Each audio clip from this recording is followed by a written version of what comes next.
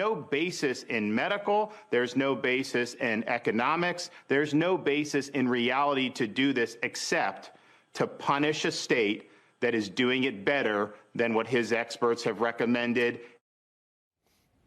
That right there, Florida Governor Ron DeSantis slamming a decision by President Biden to impose a possible domestic travel ban on states like Florida.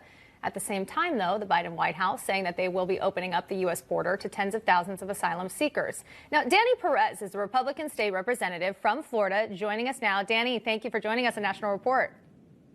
Thanks for having me, as always. So what do you make of Biden targeting your state while relaxing measures at the U.S.-Mexico border?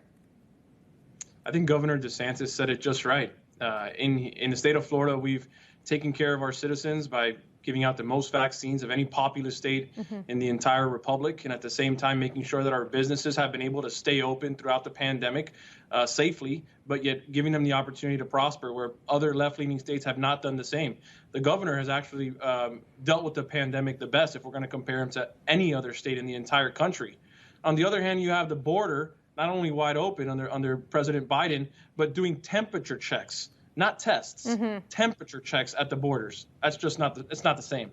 And it's confusing. You know, I happened to be flying back yesterday. I was at LaGuardia in New York. I had 3 separate checkpoints to make sure that I filled out the paperwork saying that I had traveled, I had been tested in the past 72 hours, tested, not my temperature, but had a COVID test in the past 72 hours just to get back into the state of New York. How is this not so contradicting? It is not only contradicting, it's unconstitutional. The shutdown of travel to the state of Florida. Let's go back to President Biden's quote. He's talking about shutting down travel into the United States from certain countries and Florida. And then he says that, well, this second coming of COVID, this new strand of COVID-19 is higher in Florida than in other states.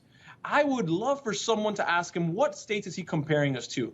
Because if he's comparing us to Idaho, I think it's safe to say that the numbers are different because our population is just a tad higher in Florida than it is in Idaho. He's just not comparing apples to apples. He's trying to specifically pick on the state of Florida, and Governor DeSantis has done a phenomenal job of saying we're just not going to allow that. Let us take care of our own business. I think we've done a good job, and we will continue to do a good job for our small businesses moving forward. Just don't get in our way.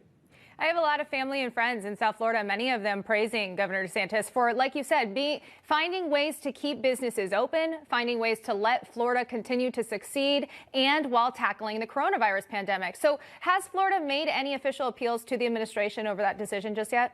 Governor's office is dealing with that issue specifically. Us here in the Florida House, what we're focused on is making sure that we pass House Bill 7, which is a time for a different conversation. But just to put that on your radar, it's a COVID liability bill for small businesses to be immune from frivolous lawsuits. We are already working and moving forward on how to protect our small businesses post-COVID and save them from frivolous lawsuits. I mean, we are being so proactive in Florida, and I think that the rest of the country should focus on that, specifically when we're talking about the federal government, instead of trying to shut down travel to the state of Florida.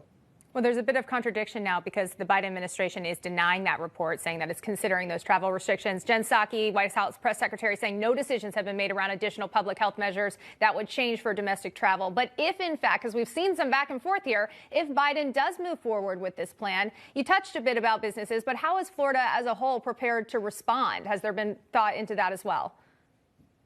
The governor's office definitely has those reins under control. I can tell you that. All remedies are on the table. They're discussing that on a daily basis, multiple times a day, in anticipation of that action being taken by the president. We hope that it doesn't have to come to fruition, but nonetheless, we'll be prepared to respond in an adequate way. So what do you think as far as the border goes? You know, you're saying that there's temperature checks happening there, not having COVID tests. I think a lot of people were assuming there would be required vaccinations. You know, we've been hearing the speculation of that. That's not, of course, anywhere happening across this country, but not even a COVID test. How do you think they can resolve that issue at the border if we are talking about the possibility of restricting travel in certain states, such as your own? When we're talking about vaccinations, I think that's a separate conversation than tests. At a bare minimum at the border, they need to be receiving actual tests to see if they are positive for COVID-19 or not. When we're discussing the vaccine on a different level, we need to make sure that all Americans that want the vaccine receive the vaccine first. There's nothing wrong, there is nothing racist, and there's nothing partisan when someone says America first. If Americans want to receive the vaccine and they haven't been able to do so, that needs to be our number one priority, specifically our third generation and our seniors. And that's what we've done in Florida.